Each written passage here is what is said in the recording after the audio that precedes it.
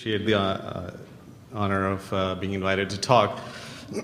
This issue is near and dear to my heart, even though you would think constipation is farther from the heart. It really is close to the heart. So just to get the facts straight, constipation is defined by different terms, and so it's important to know what we are really talking about. Constipation will see in more detail what the terms are. Incorporesis means involuntary passage of stool, and we'll hear how this term is actually not recommended to be used. In fact, we try to use incontinence as more common terminology for involuntary passage of stool. In lay terms, soiling could be alternated with that. And functional constipation is often also used, and most pediatricians do not like using terms as functional because of the misconcept that functional means psychogenic. Functional really means lack of function. So functional constipation means a normal physiologic phenomenon that has gone bad. And impaction is when your stool is so much that it needs to be taken out in some other form. And obstipation is similar to that, but here the patient is also trying and still not able to get it out. So let's see a common case scenario. You probably all of you are familiar with this. 3-year-old term boy really had no problems at birth. They often come and tell you that, yeah, he tries in the corner, he tries to poop. He would not try to poop in the potty or in the toilet. And they see him, doing all kinds of dancing postures, and he's really trying hard to poop. He'll wiggle and he'll rock back and forth. He'll stand up, and they have tried multiple dietary changes, including nowadays the fashionable thing is gluten-free and casein-free diet. And they have done all that, and he still has some soiling once or twice a day, maybe 2 times a week at least. How many of you think this patient has constipation? He came with diarrhea. So I see most of you are familiar with this then, which I would be surprised if you were not. So I often tell parents that constipation is very well defined if you use well-defined diagnostic criteria. So Rome 3, unfortunately all great conferences happen in Rome. I wasn't part of this criteria forming conference in Rome, but now they have gone on to Rome 1, Rome 2, now Rome 3 diagnostic criteria. So if you have 2 or more of the following features, you can by surety tell the patient you have functional constipation. What are those criteria? If you're having less than 2 or less than 2 bowel movements in the toilet per week. So 2 or less in the toilet per week. At least 1 episode of continence per week. Or if you're having any of these abnormal retentive posturing that I was alluding to, or you have a history of painful hard bowel movements. Presence of a large fecal mass, either on palpation, which is a lost art, but it still should be very valuable, or on X-ray. And then history of a large diameter stool, which typically clogs the toilet. If you hear any of those 2 features, and they are happening for at least once a week for the last 2 months, you can tell the patient, by Rome 3 criteria, you have functional constipation. Well-defined criteria. In infants, they have changed it a little bit because the infants might not be toilet trained and they may not be pooping in the toilet. So 2 or few defecations per week will still suffice as a functional constipation. The rest of them are the same. And then this phenomena about non-retentive fecal incontinence is really important because you could have soiling without constipation. But it's very rare to have constipation without soiling. A functional constipation without soiling is quite rare. So incontinence means if you poop where you should not poop. So if they are pooping in the diaper, they really should not be pooping in the diaper if they are over 4 years of age. And if they poop in their underpants, if they're pooping in their rooms, those are all fecal incontinences. You have to, in this condition, you do need to rule out inflammatory, anatomic, other problems, and I'll allude to a little bit. And important thing in non-retentive fecal incontinence is that you have to make sure they are not retaining, so they do not have constipation. A quick word about how colon moves, and this is a diagram showing you a transverse section of the colon, And the way it works is that this is your luminal side, and as the nerves are embedded in your muscularis mucosa and in the submucosa, these are sensory fibers. They then take the signal to the spinal cord, and the motor fibers come back in the myenteric nerve plexus. Myenteric nerve plexus, it's important to notice they are below the mucosa and submucosa. So this is not something you will see on a routine colonoscopic biopsy, because the biopsies in colon just goes up to mucosa. How does colon manage the poop? And this is a common diagram I'll often draw for the patients that I come to see in my clinic. When the poop enters from the small bowel into the large intestine, it really is poop. There is no more absorption that's going to happen. It is a waste material at this point. But it is always liquid. So all those patients where we have ileostomy for whatever reason, the stool can never be formed. It is always liquid. So the main function of the large intestine is to absorb water. So as this stool progressively goes up on the ascending colon, transfers down on the descending, progressively more and more water is being absorbed, so that the stool starts becoming slushy by the time it is ending from transverse colon into the descending, and it becomes more formed stool in the sigmoid and rectum. And the way colon does this is by these haustra, which are just segments of colon, so they move the material and absorb water. They really do not push the poop. Poop is being pushed because more stool is being formed. So the haustrations are really important in sigmoid. And we often see this problem. If the sigmoid is very dilated, they lose the haustra, and then they lose some of the capacity of holding the stool. Once it reaches the anorectal area, once it's in the sigmoid and rectum, the major mechanism is a couple of sphincters present in your anal canal. And you have an internal sphincter and an external sphincter. The internal anal sphincter, or IAS, has a tone at baseline. So it has a resting internal anal sphincter pressure. When the stool hits the rectal wall, it sends a signal to the spinal cord, which sends a reflex down through the muscle fibers, down through the motor fibers into the muscle, for causing the internal anal sphincter to relax. When the internal anal sphincter relaxes, poop comes down further. Now it is up to the patient to decide whether he can excrete or not excrete this material. So while the spinal cord was doing this, it also sends a signal to the brain saying, the poop is ready to come out. You better find a spot. So if the person says, I don't have a spot, like we are in shopping mall, or in the car, or in the cases of functional constipation in kids, they don't want to poop, then you will send a signal down to your external sphincter, and that will be voluntarily squeezed to prevent it from coming out. Okay? This is really important to know that. It is not the internal anal sphincter that's causing the problem. It's the external sphincter which has voluntary control.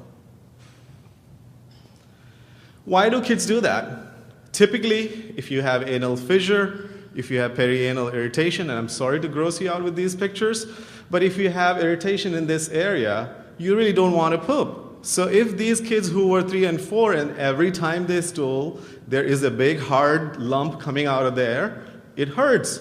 So when the signal comes, they recognize the signal, and the internal sphincter relaxes, and it's now ready to come out. They have to use all the reinforcers to not poop. So all the actions that they were showing you are actions to not poop. Okay, they are not actions to poop. It's really important to tell them that. The parents will be shocked when you tell them, when your child is doing all that, he's actually making all efforts to not poop. So let's see another case scenario. You're seeing an 8-year-old boy. Now you know he has a diagnosis of PDD, and he poops everywhere else, except in the toilet. And you see that he poops and he likes to play with it. And you do your examination, and you do not find any hard stool anywhere, not in the abdomen, and most importantly, not in his rectal examination. Hint, hint, you have to do a rectal examination. So you do that, and you don't see any hard stool. This person has a non-retentive fecal soiling. He is not doing this as a result of constipation. It's non-retentive fecal soiling.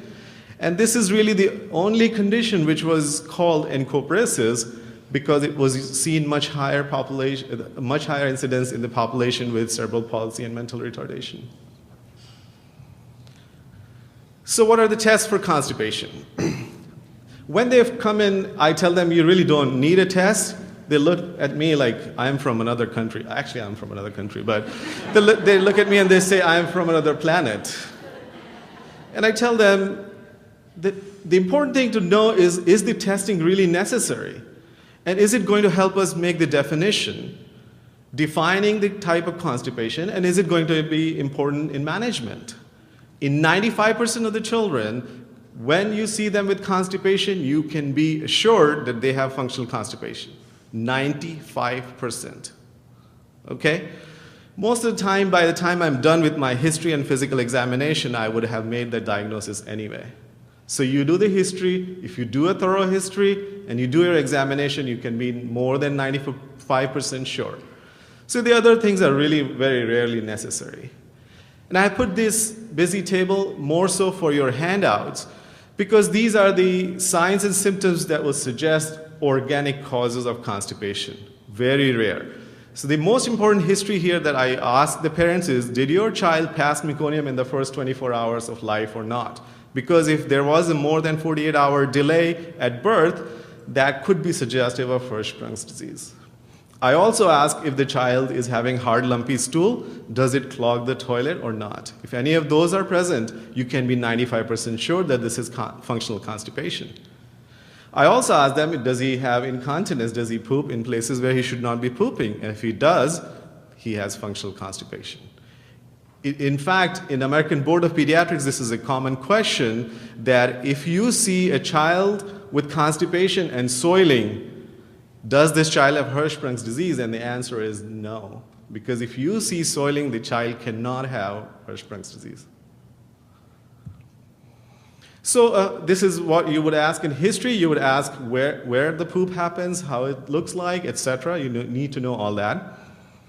And this is your examination. Your examination, you want to make sure that you're not feeling hard stool there. And perianal examination is really important for all the factors that I showed you, that you should not have any irritation, hemorrhoids, fissures, etc. And then I always do a rectal digital examination, which most of us do not like to do it, and I tell them this is a part of the examination. And the reason you have to do that is to look for that hard stool in the rectal vault. If you see rectal vault filled with hard stool, this child cannot have Hirschsprung's disease.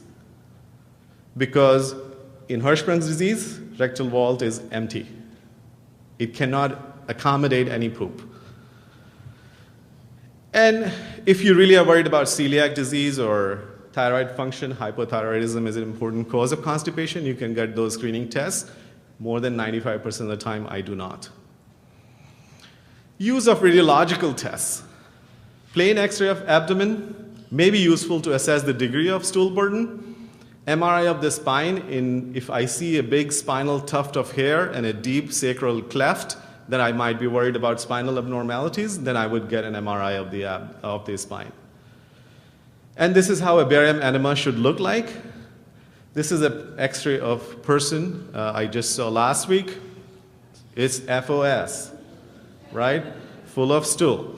So this is all stool everywhere. If I tell the parents, I actually bring up the X-ray and I show it to them. If I do not see black there, that is not good, because air is black on X-ray and white is poop. So if this abdomen is filled with white stuff, it's all poop. Colonic function can be assessed in several ways. There are radiological tests, there are nuclear medicine tests, and then there is a motility capsule. The SITS marks is a simple way of knowing colonic transit. Basically, you ingest radio-opaque markers, and you take X-rays on different days. And again, you can do it as a simplified method. You take a pill and take X-rays on day 0, 1, 2, 4, and 7, and you see how these markers are going through. Or you can do a segmental method. So on a SITS marks, on day 1, you get an X-ray. It looks like it's full of stool, but there's really nothing there. The next day when you take the X-ray, you see these markers are distributed all over the place, which tells you the stool is moving along. And on day 2 after that, you see most of these have disappeared, and you really have only a few remaining in the rectum. So which tells you the stool has moved by day 2 to the rectum. And lo and behold, by day 4, if 4 or less markers are left, this person does not have constipation, but because of colonic dysmotility. So you have done a screening test for me, made my life easier so that I do not have to do colonic motility testing.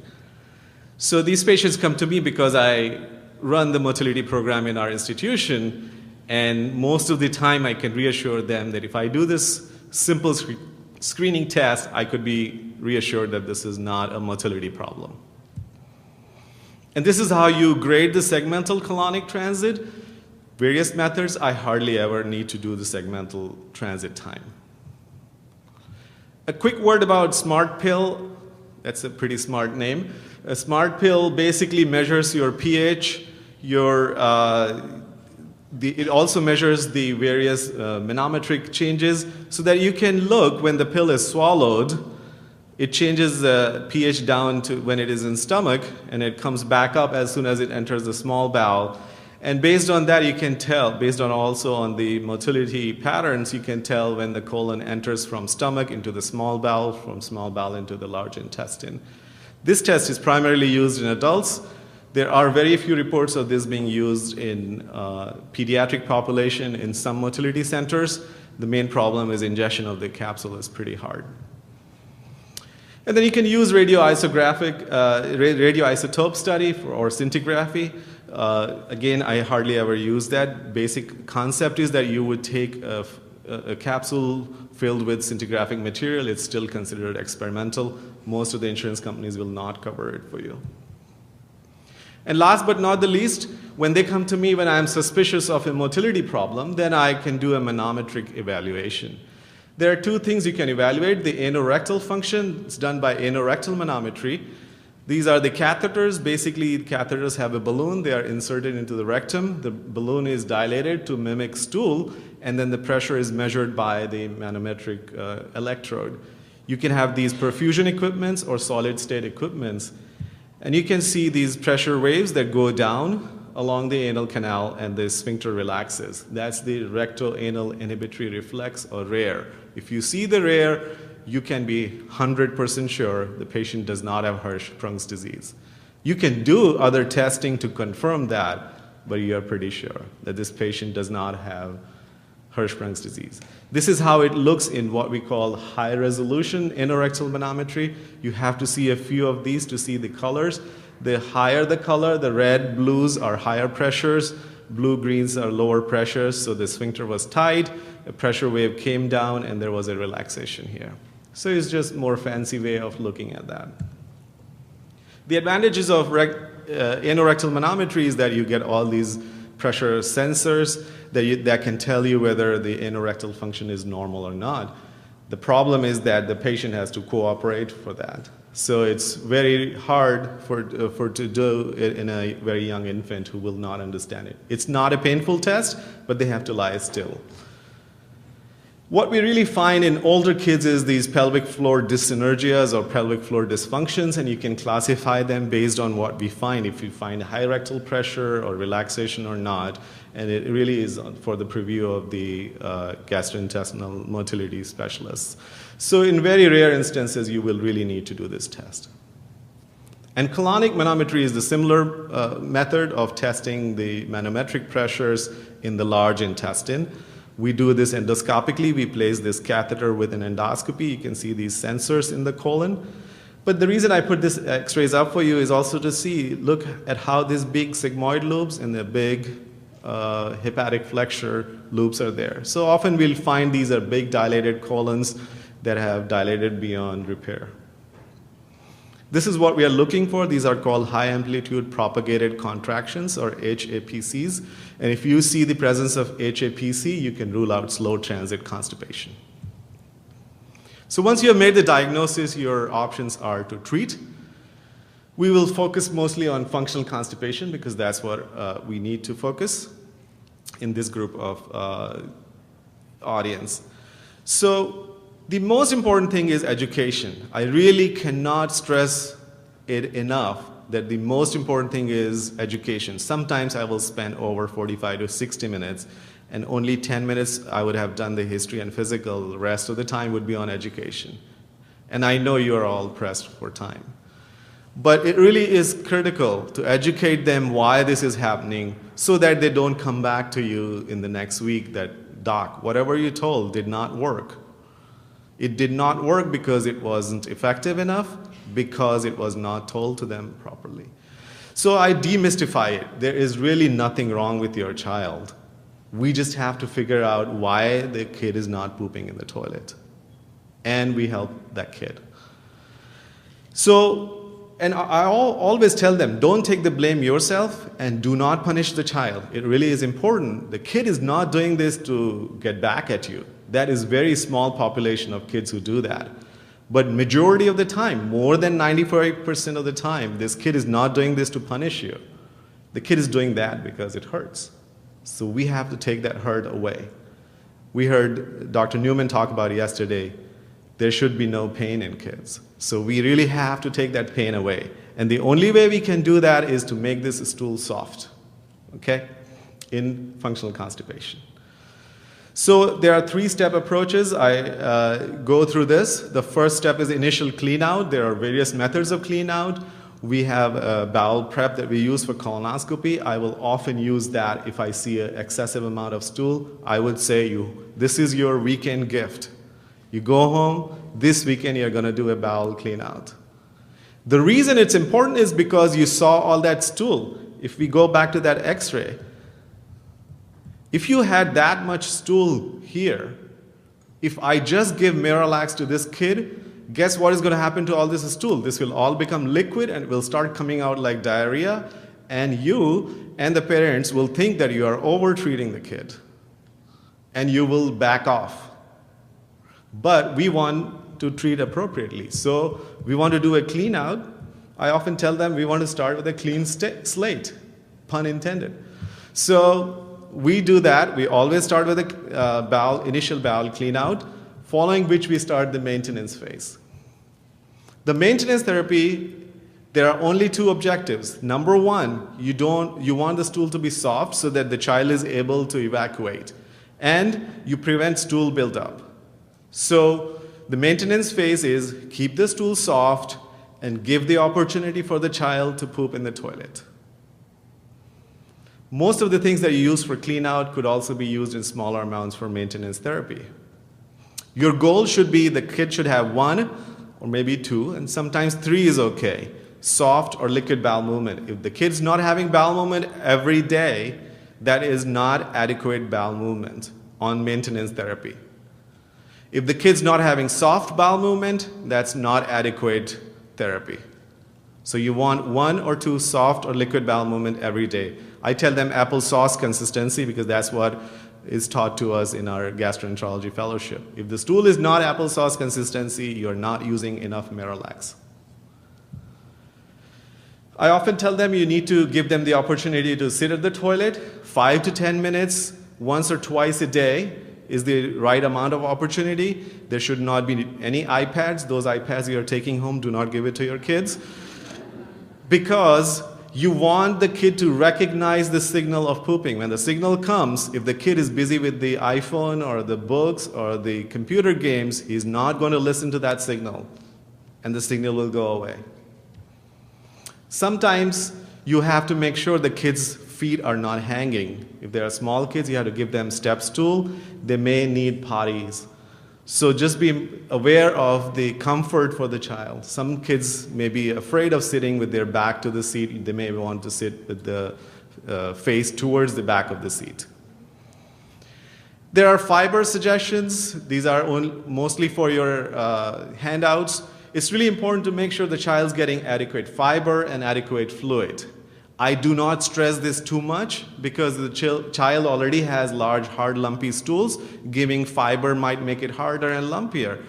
That does not mean the child should be only eating burgers without any fibers every day. So these are the fiber suggestions, at least 2 fiber servings every day. Most of these kids actually you will find they don't eat any fiber for weeks.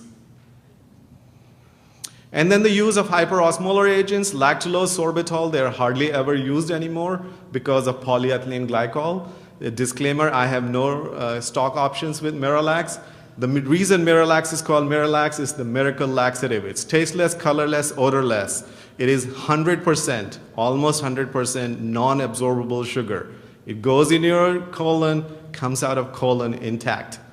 So all it does is absorb water, make the stool soft, you have natural bowel movement. So this is my agent of choice. When I started fellowship, I'm old enough to tell you that there were all these other agents present, and I had a hard time treating these constipation patients. Miralax is your friend. Use Miralax. And milk of magnesia, there are some guidelines in adults. It might work a little bit better because you can use larger amounts. In pediatrics, this becomes a problem because you have to take a lot of milk of magnesia.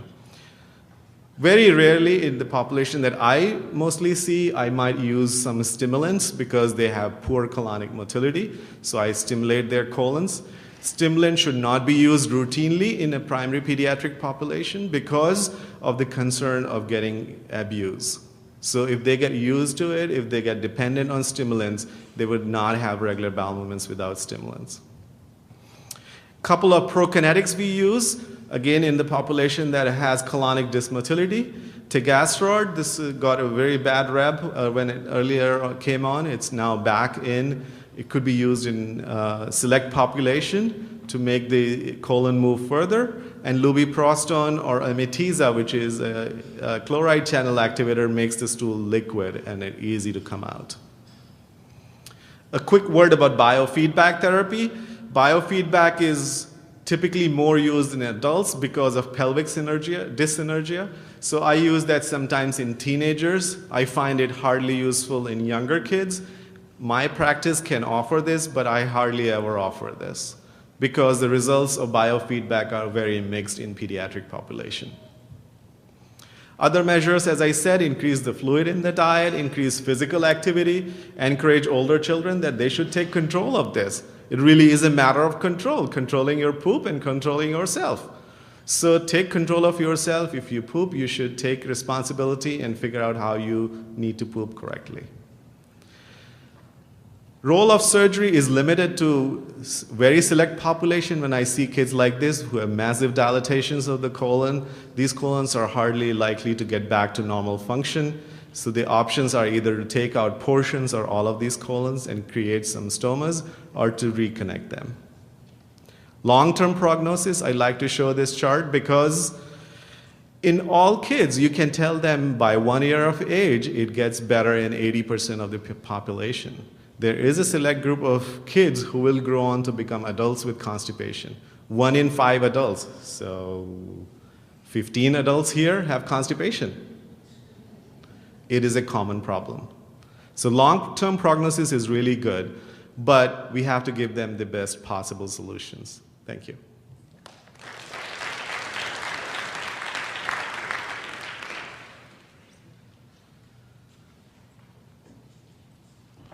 We probably have time for one question, but we want to try to stay on time. So first in the microphone. Just in the past week, the New York Times had an article about blowback on Miralax, parents claiming that there are side effects, and websites and blogs and so forth. Send me an email. I'll send you a link to a pediatric urologist. Dr. Sparks, gone?